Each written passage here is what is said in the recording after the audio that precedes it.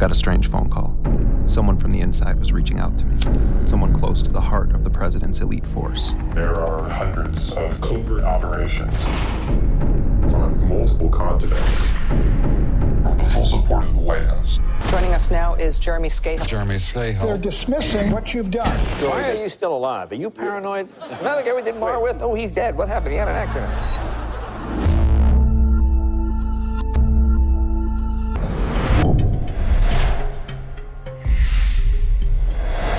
You know, one thing I want to emphasize that I think is really important is that I think a lot of people, and this, I'm glad that this is happening because it's high time that this happen, are focusing on drones and the implications for the expanded use of drones and other forms of robotic warfare, where you don't actually have to have pilots risking their lives flying over a territory. You can have men and women sitting in trailers at Creech Air Force Base in the southwest of the United States, bombing a country on the other side of the world, and then they leave the base and they're driving off that base and they see a sign that says, "Buckle up, this is the most dangerous part of your day."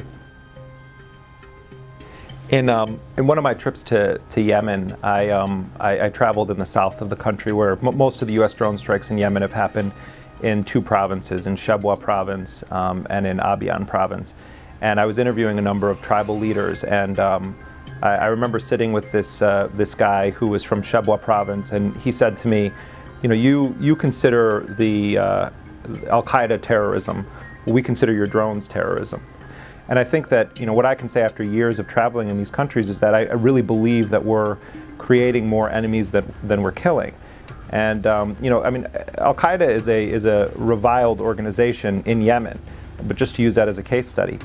But what I have heard over my trips there, over the course of my trips there, are tribal leaders who are saying, you know, you pushed us into a corner where our people are now sympathetic with Al-Qaeda, and that the average person in our territory is saying, maybe we should actually attack the United States. I think we're creating more people who will have a legitimate reason to want to attack Americans or the United States in general. And that, to me, as someone from this sort of most powerful nation on earth, and as a journalist, I feel like it's our responsibility to take a sober look at the impact of our policies for our own national security also.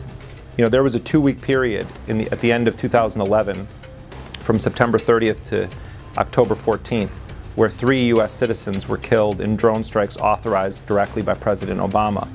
In the first case, the 2 Americans that were killed were Anwar al-Awlaki and Samir Khan. And so if we want to say that we're a nation that is governed by the rule of law and that we have this robust legal system, then someone like Anwar al-Awlaki, who many of us probably found reprehensible in what he was saying and potentially what he was doing, he should have been presented with the evidence against him.